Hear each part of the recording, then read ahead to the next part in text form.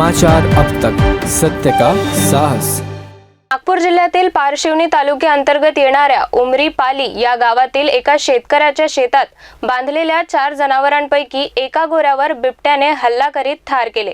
ही घटना रात्री 9 वाजता घडली असून शेतात असणाऱ्या मजुरांनी आपल्या मोबाईलच्या कॅमेऱ्यामध्ये कैद केले।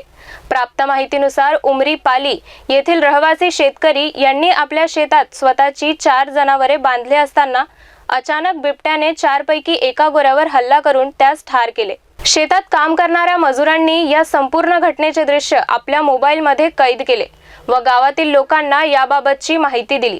त्याच वेळी वनविभागाला घटनेची माहिती देण्यात आली। मात्र रात्रीची वेळ असल्याने वनविभागाची टीम दुसऱ्या दिवशी घटनास्थळी पोहोचून संपूर्ण घटनेचा पंचनामा केला व शेतकऱ्यांच्या झालेल्या नुकसानीची भरपाई लवकरात लवकर करून देण्याची ग्वाही यावेळी वनविभागाच्या अधिकाऱ्यांनी दिली। समाचार अब तक ब्युरो रिपोर्ट नागपूर।